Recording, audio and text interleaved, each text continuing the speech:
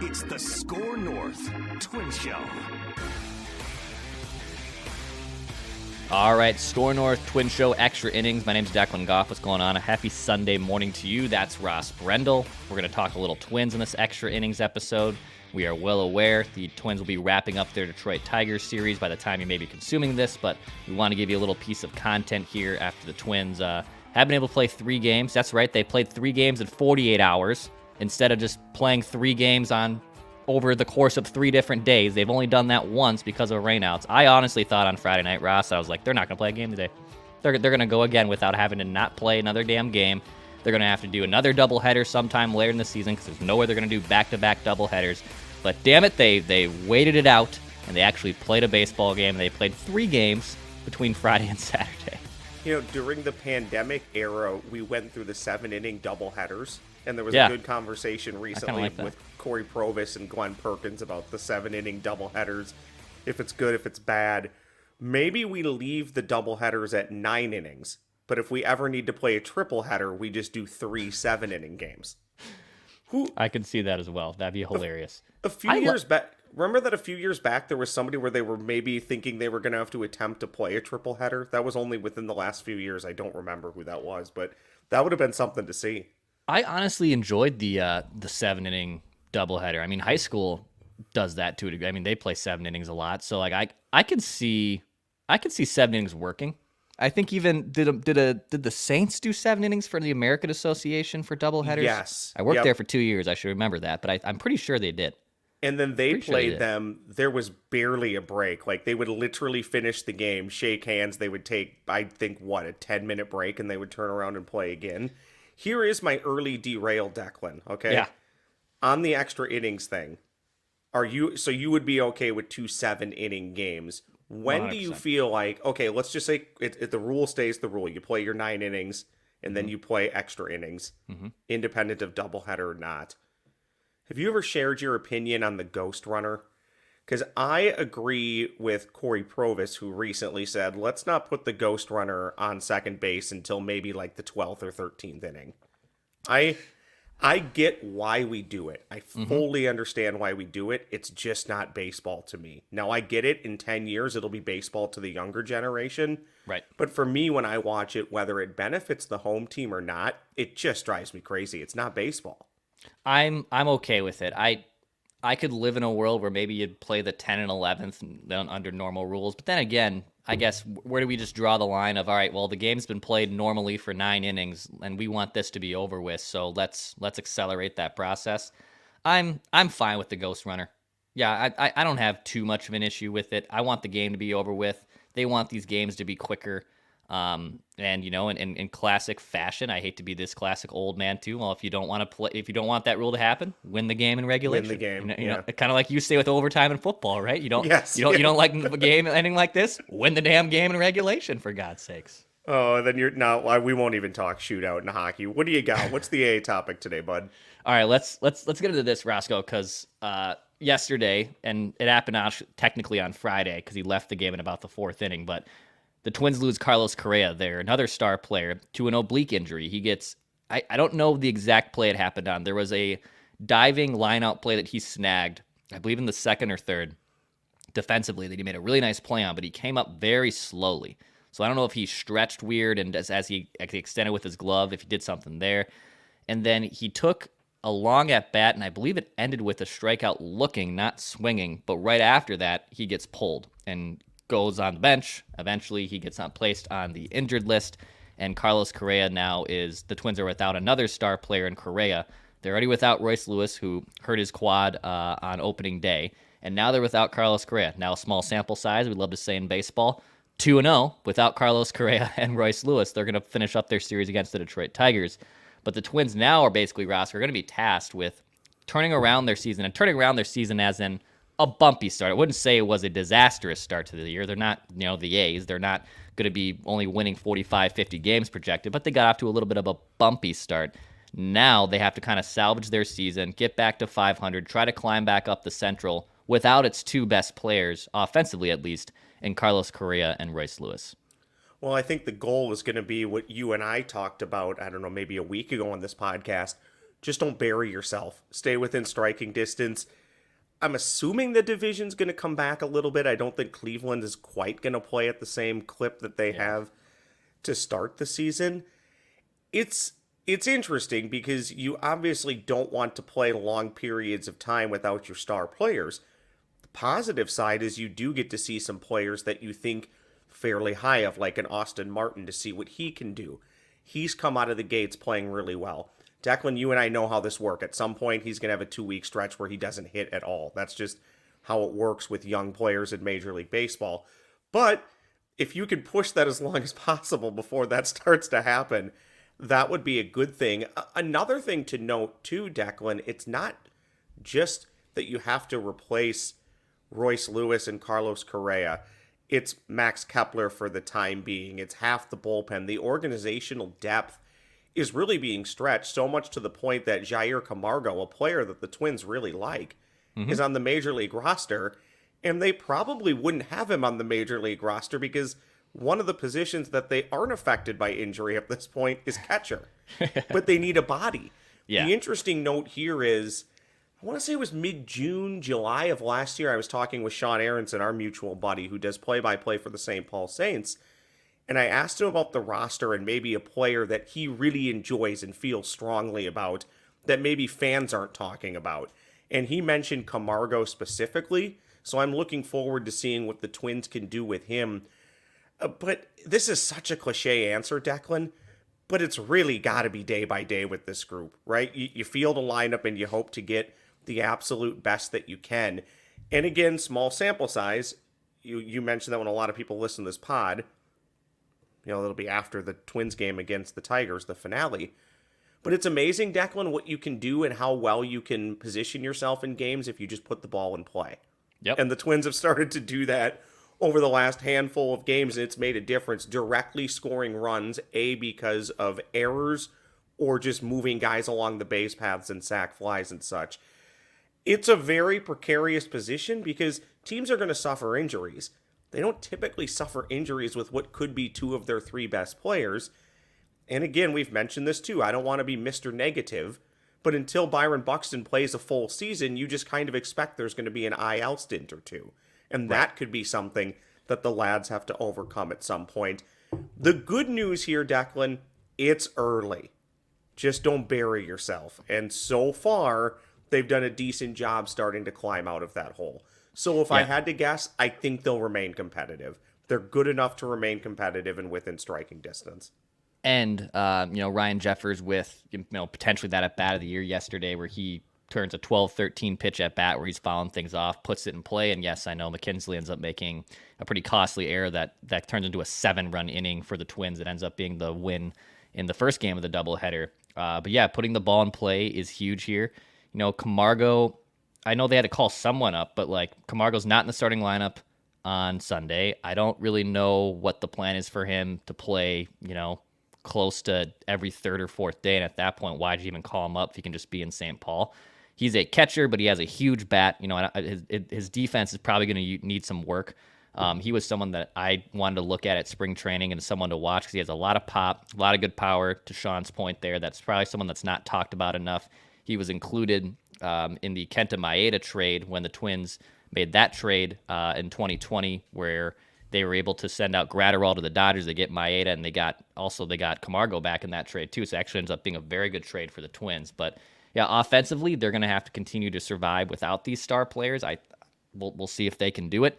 Maybe transitions good into this next point about pitching, which Joe Ryan, again, yesterday was phenomenal.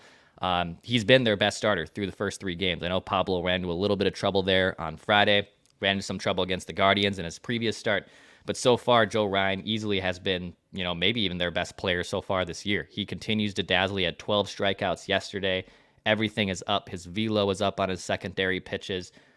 He's staying healthy, which is obviously huge because the hamstring injury last year was something that derailed a 2 different stint season for Joe Ryan, where pre-hamstring injury, he actually was incredibly effective. Post-hamstring injury, he looked awful. But so far, K percentage at 34%. He's getting players to chase. He's getting players to swing and miss a ton. He's not walking anybody. I mean, there might be a world where Joe Ryan might emerge as the best pitcher in this rotation, and Pablo Lopez is the de facto ace. I'm not trying to say that he has moved down a pecking order by any means and, start panicking about Pablo Lopez. But mercy, we talked a lot about the depth of starting pitching, which is still a valid question.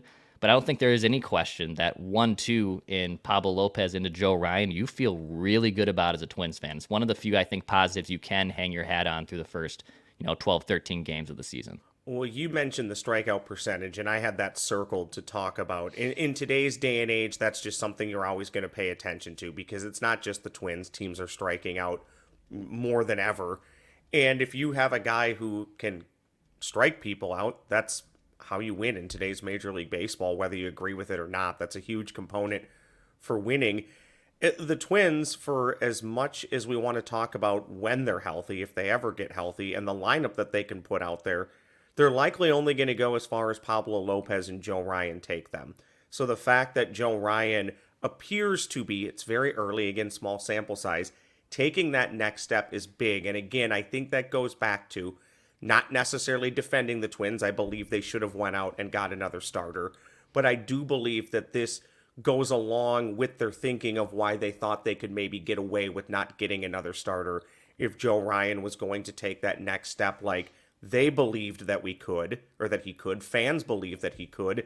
And hopefully we're seeing those early returns to start the season with that. He's just fun, Declan. We talked about this. It doesn't really translate to wins or losses on the field, but it's a guy I think fans can easily rally around. You get excited when Joe Ryan's pitching. It's just everything that comes with it.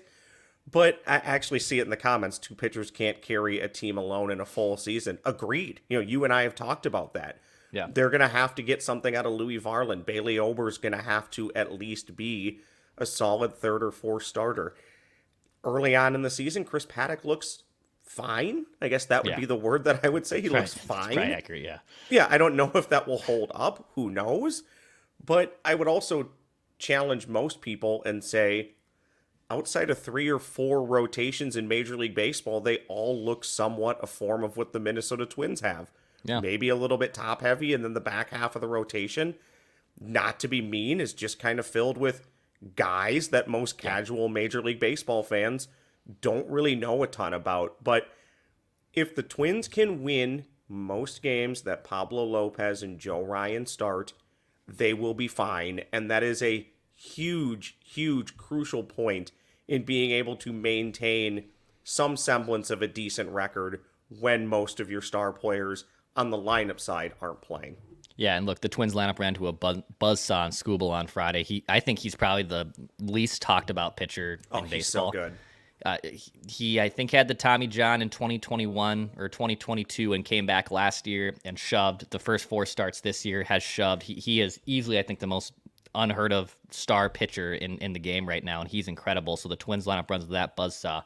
And then conversely, you have Pablo Lopez going against that Tigers lineup, which has been up and down. They've shown flashes of batting people out, and they've also been just as abysmal as the Twins lineup at times. So kind of an inconsistent lineup there. But to your point, you need, when Pablo does go out there, or when Joe Ryan goes out there, between the two, you got to win 75% of those starts, right? Yes. Like you can't. You're going to have to. You can't waste the pitching performances that you're most likely going to get from those two. And yeah, Paddock, Ober, Varland, we'll see who kind of emerges so far in that, horse race. Maybe Paddock is a little ahead of the other two, but I would, if you told me all 3 of them are on the same pole position, I wouldn't fight that either. Well, and it's only 1 start, but nice to see Simeon Woods Richardson look pretty decent. He was excellent yesterday. And I know there's people in the organization and media members that are very high on him, also included in a trade. It's very easy to rip Derek Falvey and Thad Levine for some of their trades. I do it all the time. I do it. I do it all the time. They have done a decent job acquiring minor league talent from other people's organizations and developing them. So you hope that maybe that trend will continue with the Woods Richardson, because that will give you another option as the season goes on. And we know, Declan, even if all 5 pitchers pitch well, somebody's going to spend time on the IL, so you need that depth. I actually do want to ask you a question on Joe Ryan, though, because you were on this fairly early on the SKOR North Twins show. You've been talking about him since spring training, that It looks different. The velo's up. He's maybe pitching at the highest level he ever has. What has been the difference? Is that something he did personally? Have you had a chance to talk with him or even Pete Mackey about it? Is it something that they did together? What has been the process, or what has basically caused that change here early on in the season? Yeah, I asked mostly about what's been the reason for the uptick in the secondary pitches. So I asked him about this during his first home start, which would have been his second start of the season. And he went back to a lot of the things that he was using last year that he ditched halfway through the year when things weren't working. So the pitch grips that he did end up working on more with that sweeper, with that splitter. His fastball's always been very effective. He continued to grow at that. He continued to use that a lot more, and ends up turning into a big reason why his velocity ends up going on an uptick here. And last year with that hamstring injury, which I know got weird because at first he didn't report it to the team, and then he was pitching hurt, and he gives up like 5 bombs in Atlanta to start the game, and things kind of derail from there. But I think as long as he's healthy and he has taken this next step with his secondary pitches of the grips and the information that's out there with Driveline and everything, he's going to be a really, really good pitcher. I kind of thought, I wouldn't say he plateaued, but I just thought like, oh, he's a nice B or nice 2 or 3 option. There could be an ace unlocked into here. And sometimes with pitchers, it does take you, a good 50 to 75, 100 starts before you really emerge into your prime. And he kind of seems to be tracking in that direction. So yeah, as long as that secondary stuff stays nasty, I envision him being legitimately one of the better pitchers in the American League this year. Well, and you hit the nail on the head. I thought the same thing, Declan, where about halfway through last year, okay, maybe he's just a solid major league starting pitcher. And again, we've talked about this. That was a trade that if he's just a solid major league pitcher, that's a trade you won by giving up 2 months of Nelson Cruz in a season you weren't going to do anything or go anywhere.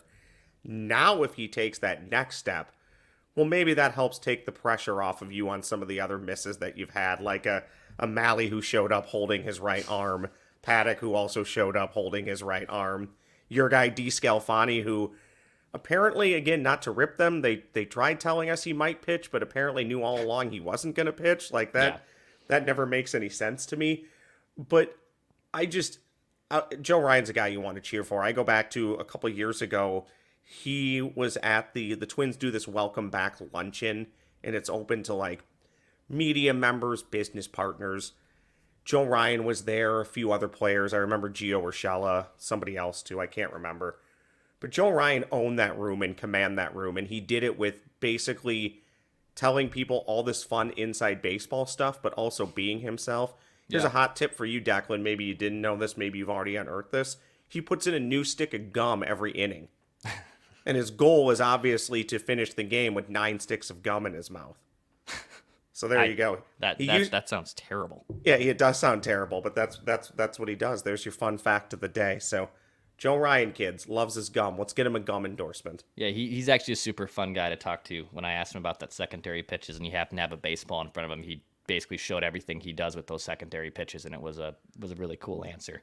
Sticking on the pitching side, so the Twins do get Caleb Thielbar back. So he had a rehab assignment. He started the year on the IL. He was with the Saints this week. He is now activated from the injured list, which is good. Caleb Thielbar is one of the more effective left-handed options in baseball last year. I will say Steven Okert and Cody Funderburk, as lefties without him, they did their job without Caleb Thielbar, which was incredible. I really didn't think either of those guys are going to be able to pitch in big spots effectively. They've made some humongous outs early on this year. So Caleb Thielbar is back. That means there'll be 3 lefties in the bullpen. And Jorge Alcala is the one that gets optioned to St. Paul here, which is a little surprising to me. He faced 29 batters this season. He struck out 9. He allowed just 3 hits. He didn't allow a run. Now, he did last week on Sunday, a week ago today, he had some type of like mysterious injury and told Rocco, hey, I can't go out there and pitch, and that's why Jay Jackson gets extra time to warm up. There was a lot of confusion, but then Alcala was right back out there on Tuesday night and Wednesday and shoved and looked fine and was effective, and it was like, okay, so he felt a little weird, but he's not going to go on the injured list. Everything's gravy there. Well, they look at Alcala and probably maybe as the options remaining as the reason he gets sent down. Still, now you have 3 lefties in the bullpen. I know Cole Sands yesterday was effective, which was great, but I thought Cole Sands would have been a victim here that probably was going to be bumped out of the bullpen, but they look at it as Alcala, and maybe there is, I shouldn't say, I don't want to project this, but maybe there is a phantom injury there still with Alcala that he's going to go to AAA and then maybe he's IL'd from there and it just kind of worked out. I'm a little confused on the reasoning. I would like to know more on why this happened, but Caleb Thielbar back, good news, but question mark on why Jorge Alcala is the victim that gets optioned off the roster for Thielbar.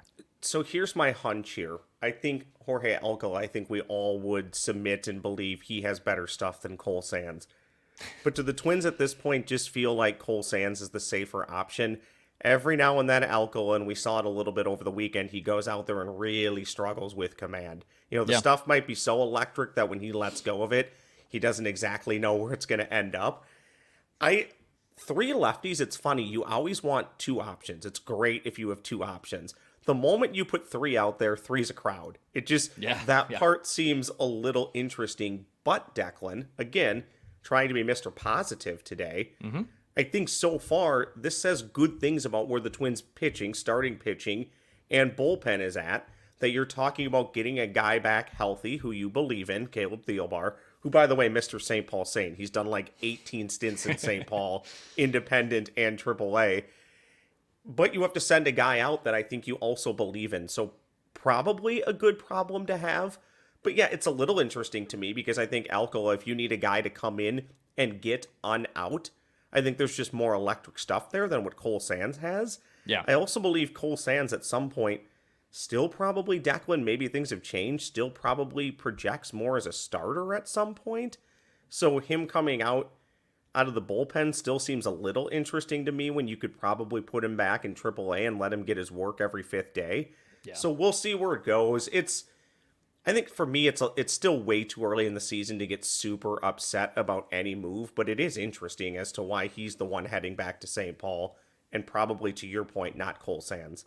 Yeah, and let me be clear, too, that this was going to be a problem because how effective the Twins' bullpen was. So someone was going to get sent down that probably mostly didn't deserve to being sent down from the bullpen group, at least.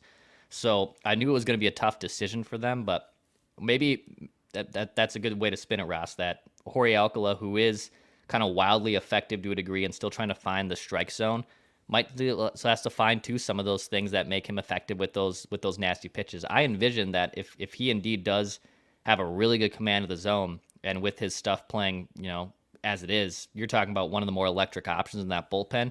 So maybe this is just a fine-tooth combing of what he has to do in AAA. And, Caleb Thielbar is a veteran. They were going to default to him regardless. But it is interesting, the three is a crowd situation with three left-handed pitchers. I mean, Patrick Royce talked a lot about how are they going to have enough left-handed options. They don't have a left-handed starter. And now all of a sudden you got three really good options. So I know the game has changed too with having to face three guys at a minimum, and you can't just do a spot situation where Thielbar comes in and then someone else comes in. There's a little bit more of a strategy involved, but three lefties now in the bullpen between Thielbar, Cody Funderburk, and of course Steven Okert. What do we know about Duran? Because if the bullpen continues to pitch as effectively as they have been, there'll be blips. There always are. But this same thing will happen, and maybe down the road it's Cole Sands who ends up heading back to St. Paul, down to the minor league level. But the same thing's going to happen again when Duran's ready. Somebody who's pitching well is probably going out. But I know we're still probably quite some time away on Duran. And I'll admit, as spring training was unfolding, Declan, that really snuck up on me. And then when they said he was going to start the season on the IL, I assumed, we'll see him on April 10th, April 15th. Well, that doesn't really appear to be the case either. So what do we know on him at this point? So he threw a bullpen. I think he stayed back. Or no, he came with the team. He threw a bullpen this Friday, I believe, in Detroit. And he has another one scheduled for this coming week. So he's getting closer. I would actually envision if that second bullpen goes pretty well, you're probably talking about a rehab assignment by this week's time next week. So he's getting closer, and those obliques are tricky. Now Correa's dealing with one. They're very sensitive. They're a lot like hamstring injuries. I know they're much different parts of the bodies, but one setback, and once you start feeling good, you can really take a big step backwards if things aren't going as projected. So he's going to be back. I would probably envision no later than May 1st. He could be back before the month's over. But yeah, he's getting closer, and then and this is where the bullpen has been great, and someone's going to be a casualty, and it stinks to a degree because you have guys that have stepped up like Steven Okert, and Jay Jackson has looked great too, but Duran, when healthy, is obviously, a top 5 pitcher and most feared pitcher in baseball that's coming out of the bullpen. So yeah, he's getting close, and then again, this bullpen will continue to be its strength. That hasn't been an issue at all, despite the bumpy start to the season for the Twins. The bullpen has been incredibly effective, and that was without Duran and Thielbar for the first 2 weeks of the season. You're muted, Roscoe. Only 5 years of doing this. No, it's okay. Can I ask you one more random off-the-wall question? Yeah. Where does Jose Miranda fit into this organization? It feels like at this point he doesn't fit. He's only going to play when they absolutely need him to play. And he continues to be a danger to himself and his teammates out in the field. I mean, I feel really bad for him. And I know there's talent there. At one point, I think, was it maybe Phil that brought this up? But I remember seeing it too. At one point, we had Jose Miranda pictures outside of Target Field that they were hanging on the light poles. And now it just feels like, I just don't know what you do with him. I mean, in a perfect world, maybe you would bury him at first base, but the Twins already have plenty of players who can play at first base, and their only way into the lineup is to be at first base. I like Miranda. I don't really want to give up on him, but hitting, he is very streaky. And defensively, Declan, you cringe every time he touches the ball because you just don't know what's going to happen. Yeah, I thought it was interesting when Rocco, when Jose Miranda got called up last week, he said pretty explicitly he will not be the everyday third baseman. That doesn't mean he won't be in the lineup, and he has DH'd a ton. So they wanted his bat in there because the Twins were striking out a lot. They were taking a lot of strikeouts too as well looking, and Jose Miranda's going to swing the bat. Whether he will not take a strike 3, he's going to swing at just about everything. So I think they wanted just a little bit of a change of pace. So they call him up from AAA, and he was doing pretty well there, and they wanted a different type of look in the middle of the order. But yeah, he just might be someone that is also, you brought up the term jag earlier with the starting rotation. He might just be a jag. He's a quad A all-star. Yeah, that might be it. He had a really good start to 2022. And you're seeing that sometimes now with guys like Matt Wallner who are struggling after they start their big league career because there's no book out on them and there's no scouting report on them. And then, pitchers and organizations try to catch up with you. And Jose Miranda ends up, not being that effective after a really successful rookie campaign. Yeah, once Royce Lewis is back, if indeed he does come back at some point, that he's probably someone Miranda is that is definitely probably pushed off this roster. How dare you just dismiss Matt Wallner's home run off of a 57-mile-per-hour fastball over the weekend? How dare you? I got a note about that. Like, that's for your Wallner haters, and it took everything in me to say it was off a position player. But I'm glad he parked. In fact, you know what? I would hope to God he hit a ball off a position player that far. So thank you, and maybe that does spark something for him. Okay, I'm not completely anti him. It's just he's gotten off to a really rough start, and the Twins are going to use his bat. We just talked about at the top about how they're without their star players and Carlos Correa and Royce Lewis, and they're obviously going to need guys like Matt Wallner, Eddie Julian, etc. to really step up in their absence. Well, and people keep saying send Matt Wallner down. For who? There were literally 2 players on the 40-man that they could have called up, and they went with Camargo, a position that they don't even really need just because they need a body. So if you're going to send Wallner down, what are you doing? Are you claiming some player that another team is DFA'd, or you're plucking another player off of somebody else's 40-man roster? I don't disagree that maybe he could use some time at AAA and some fine-tuning. There's just nobody else you can go get.